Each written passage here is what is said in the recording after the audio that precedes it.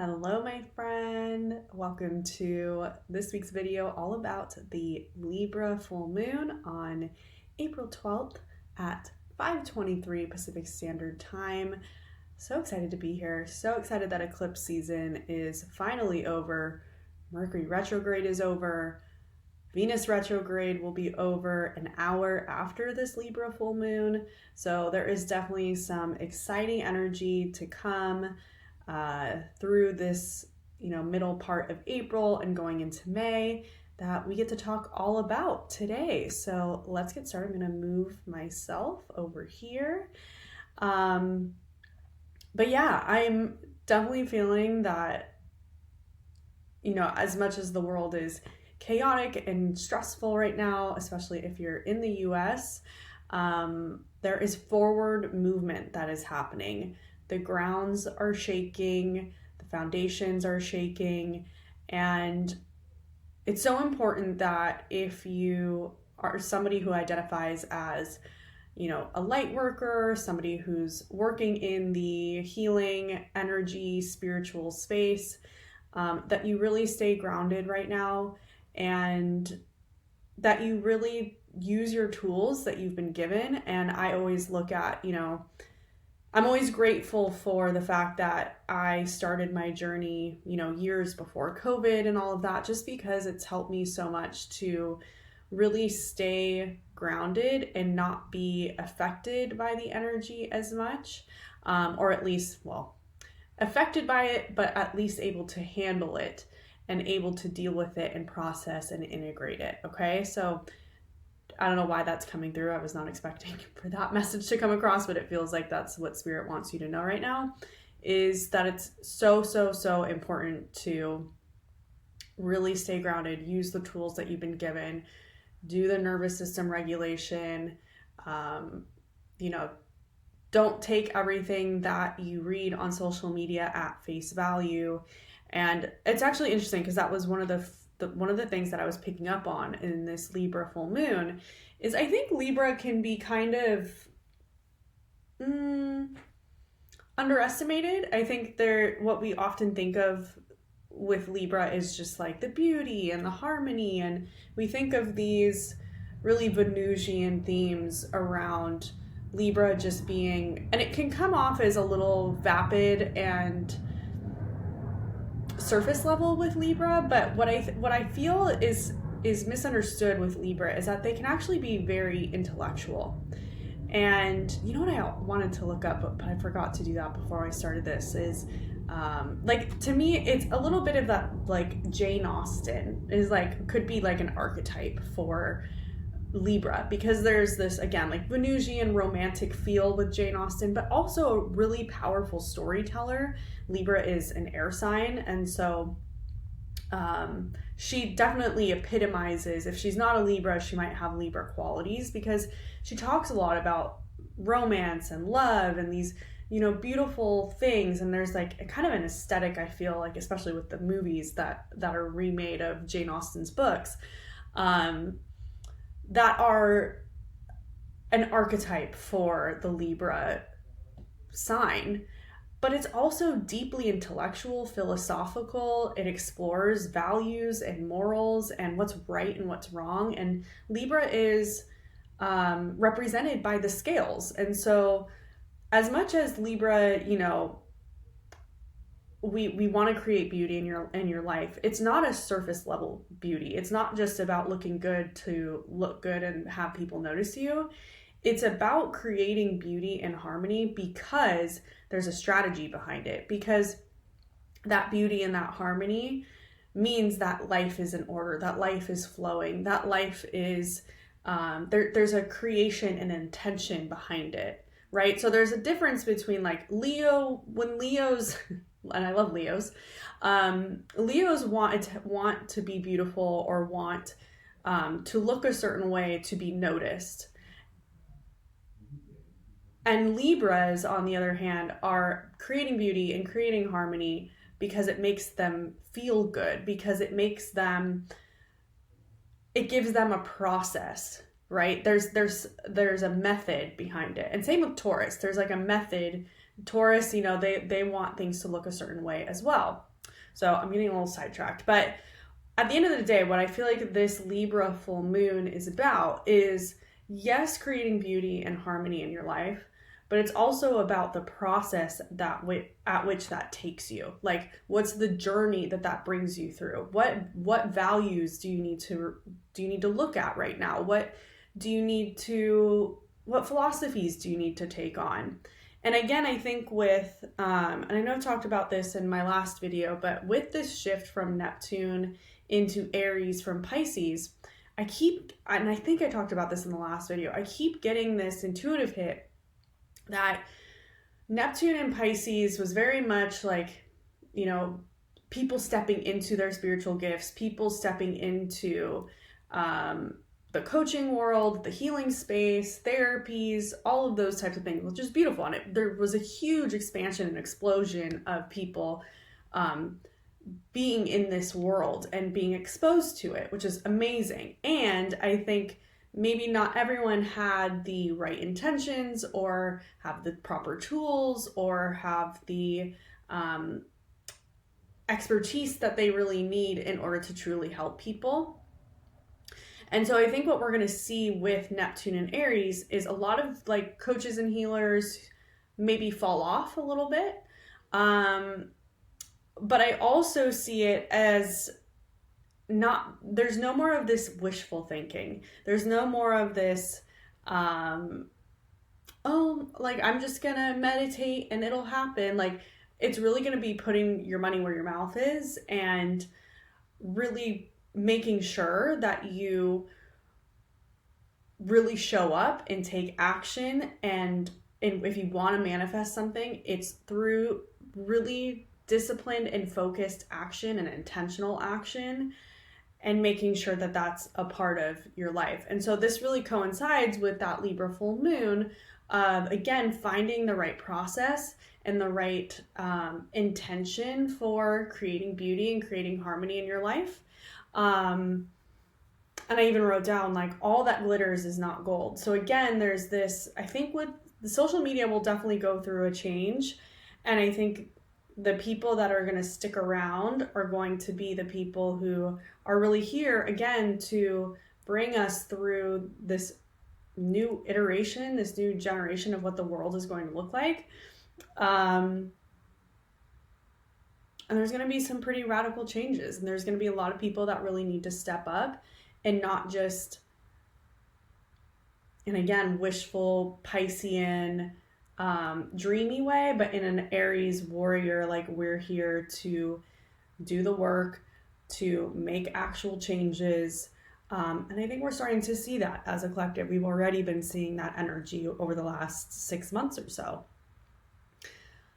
Another part of this Libra full moon that I want to talk about first is, I don't know why I keep getting drawn to, every time I look at this moon, I see this Mars in Cancer. And I think I talked about this last time as well, which is squaring, obviously, the sun and the moon. So there's a layer of tension with that. And again, Mars is not happy in Cancer. So I just get this feeling that this is really driving a lot of this energy right now. So if you've been feeling like, okay, we're getting a lot of forward momentum, we have this Aries energy with the sun being in Aries, we have Neptune in Aries now, but we also have a lot of placements in Pisces, which is all about endings. So we have this fresh new start with the sun and Aries, and Chiron's in Aries as well, but that's a whole other topic we'll get to at the end. But we have the sun in Aries, so we do have these startings of new beginnings, but we also have a lot of Piscean energy with Saturn, Venus, Mercury is still in Pisces, and the North Node in Pisces. So there's a lot of endings happening right now. And then on top of that, even though the sun is in Aries, we have Mars in Cancer. And so because Aries is ruled by Mars, as much as we want this really, amazing forward motion, like everything just gets going. Mars in Cancer is kind of like, it dampens it. It's almost squashes some of that forward moment. So if you don't feel like, like for me, what I felt is like, I'll have a day where I'm like, oh my gosh, like, let's go, let's do this. I'm ready to go. And then I'll spend 2 days where I'm like reevaluating, rethinking, really spending a lot of time in my head. And again, that's also because we've just gotten out of Mercury retrograde. We're still in Venus retrograde. So there is a lot of like reevaluating going on in the collective right now. But I especially just feel like Mars in Cancer has been really squashing a lot of our internal fire and our drive in a lot of ways. And we've been in that energy for so long. So I wrote down the dates because I was like, this is pretty wild. So let's see, Mars was in Cancer from September 4th of 2024 to November 3rd of 2024. And then it went into Leo. And then it went retrograde. So on November 3rd, it went into Leo, or November 4th.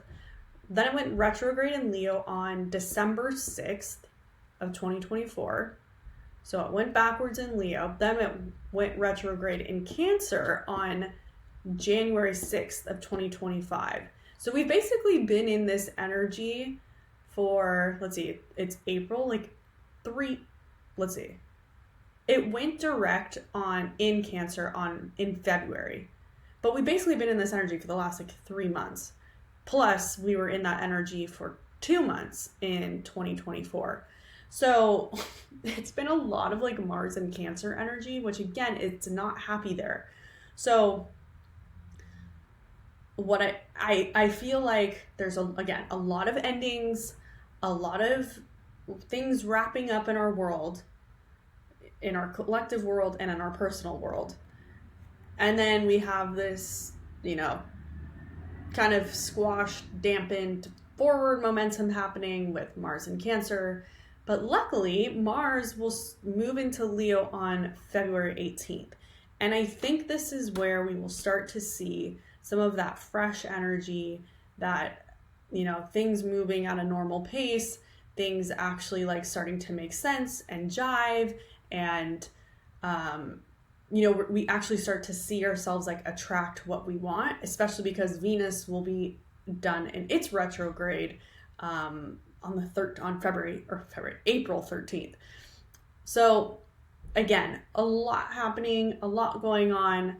But I just feel like all of these, transits are really having an impact on why we're not, maybe it's just me, but let me know in the comments on why we're not actually seeing the results and taking action in the way that we're used to, or in the way that we actually really want to and desire. The other thing I want to talk about is Chiron is in Aries, and it's directly conjunct this full moon. So it's right here, it's at 23 degrees of Aries, right along with the sun. And then you see the moon is directly across from the sun at 23 degrees of Libra. And so what I kind of intuitively feel like with this transit is we're being shown, what they said is our wounds are being lit up right now. Okay, so, and again, this is on top of Mercury retrograde that just ended, and on top of Venus retrograde. So the moon is literally lighting up our wounds with this full moon. And it's saying, because the moon is in Libra, can we take a more philosophical approach to these wounds? It's interesting because I'm they want to say intellectualize some of our wounds, but obviously as healers, it's you want to feel it to heal it. But it's interesting because what I'm wanting to talk about is maybe how actually writing about our wounds or talking about our wounds is actually going to be really helpful with this transit, because it essentially is going to almost neutralize the wound and help you to not get so stuck in the actual feeling of it, and to look at it from a different perspective. And I think that because Libra is an air sign and we have the moon in Libra, it's like, can you create beauty out of some of the pain that you might be feeling? Can you create a process to create something out of it rather than just being stuck in the feeling? And can you use your words and the way that you think to look at this pain or struggle or challenge in a different way? Okay, very interesting channeling around that. The other thing that I wanted to touch on with this full moon is, again, Venus retrograde, that is in Pisces, and that's at 24 degrees. And it's the last day of the retrograde on April 12th. So you probably have been hit with quite a bit with this Venus retrograde. And, you know, we've been really asked to look at our relationships, look at our values. We've been tested in, you know, romantic relationships, familial relationships, all of the things, friendships, business partnerships, coworkers, and not even just relationships, money too, our relationship to money, our values in life, and what we're really prioritizing. And so because Libra is ruled by Venus, this makes this, again, super important.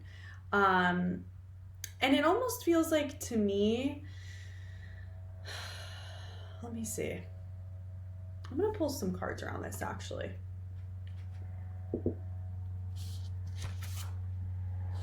I feel like a lot of people have been more stressed too with this Venus retrograde. Like, stress has been something that's really been coming up for a lot of people. Okay, Spirit, let's see. What do we need to know for this Venus retrograde?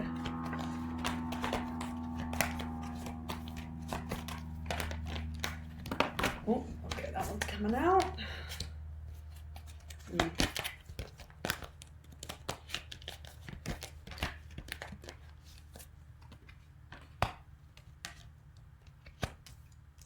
Love it. Okay.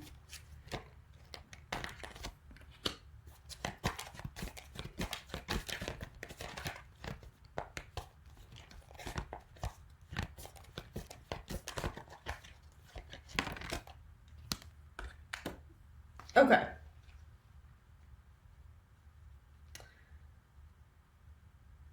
Funny. Okay, so the first card is the Strength card. And it says, great inner strength, release harsh judgments, forgiveness, and compassion. Yeah, very interesting, because I feel like this is where, again, like where I was talking about Libra being very, like, you know, intellectual. And I think with Venus retrograde too, it's looking at how maybe we judge others to make ourselves feel better about ourselves. And that could be as little as, you know, looking at, you know, somebody's hair, or looking at the decisions that they make in life, and, or, you know, somebody of a different political background or political ideology that they follow, and really having compassion for the people around you. And even though they have different beliefs than you, it's because they believe that that is going to be the best thing for themselves and for the world and for the planet. And everyone has, you know, and my husband always says this, you know, if I were to have lived the exact same life that that person lived, I would probably be making the same decisions. And so it's really having compassion for yourself and for other people, that they are making the best choices that they can. And I think that's been a big theme around, you know, this Venus retrograde, of like really having compassion for other people in our collective around what decisions they're making and what beliefs they hold, and knowing that everyone's just doing the best that they can and everyone's trying to create a better world. And it might be different than what you want your world to look like, but all you can do is focus on the world that you're creating, and knowing that, it might not be unified right now, but there will be a time and a place where all of those things come together. Okay. The second card is Ace of Water. And it says falling in love or the resurgence of a relationship, spiritual growth, and enhanced intuition, a new home. So for some of you, you might like obviously Venus retrograde, an ex might have come back into the picture or tried to come back into the picture, or old friendships, any old relationships may have come back for you to relearn the lesson or to show you that you've learned the lesson. Yeah, interesting. I'm not really getting that this is the original meaning of the card. It's more so showing me that like it's this reflection back on like what relationships or what things have made it, how they've changed and impacted, and what lessons you need to learn from them in life. The next card is Knight of Air, and it says events that occur with great speed. Take time to carefully review your options, creative solutions. So again, this is very like a Libra energy, which is that using your intellectual and analytical faculties to create new solutions. I'm also hearing like reviewing contracts, making sure that I feel like contracts were really slow, or they didn't pan out, or they didn't work out exactly how you thought they were going to. And so all of these things are starting to again like start to move forward once Venus retrograde ends, which is interesting because usually contracts are affected by more Mercury retrograde, but for whatever reason that's coming up as well. And then let's see. Okay, the next card is Nine of Water, and it says your wishes come true, concerns fade away, a love of life. Beautiful. And I think that's very true of Venus in Pisces. Is it's like the rose-colored glasses that we always talk about with Pisces. That is like everything's great, everything's fine, but then underneath the surface, at the very deep, dark depths, are these really intense emotions. But I think it's really, what's coming up is it's reevaluating what's really going to make you love life, what's really going to truly make you happy and set you up for success in your life.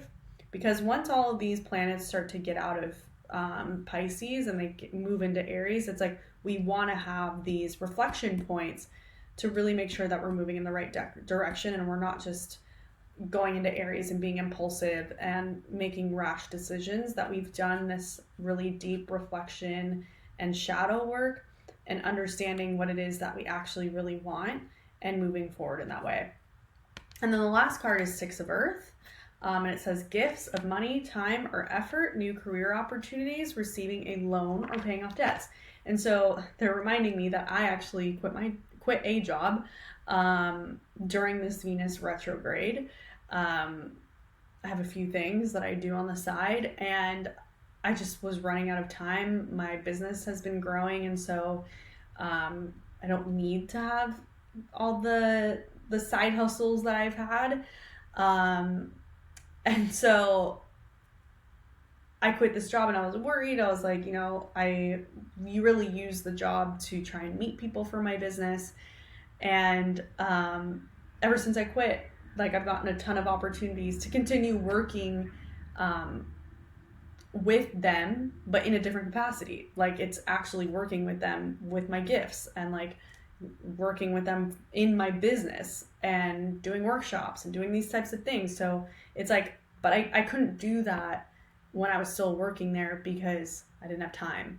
So as soon as I let that go, and I was like worried about the money and I'm losing this money, as soon as I let that go, these like new opportunities came in to actually do what I want to do and make money in the way that I want to. So some of you might have also left a job, lost a job, and what Spirit's saying is that like you're not meant to make money in that way anymore, and that you can make money doing the things that you want to do instead of trying to hustle and make money that in a way that isn't aligned for you anymore. So all of these cards were basically about Venus retrograde, which I love. Let me see if there's anything else. No, that feels good. So I would say for this full moon, you're finally able to manifest again. You should try not to manifest during eclipse season, because eclipses are all about surrendering to the universe, allowing your spirit team and God, source, universe to bring what it needs to bring to you for you to be in your destiny. Let me see.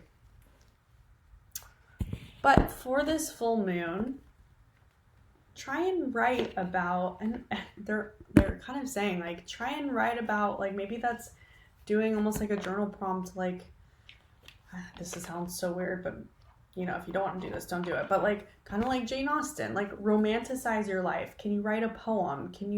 Doing some sort of creative writing is especially encouraged right now. It's creative writing. It's doing some sort of creative process to help you to turn these feelings and pain and challenges into something beautiful and harmonious. And that's something that's an expression of you. Okay, so let's pull some more cards. Ooh. Okay. Oh wow, that's a lot. Okay.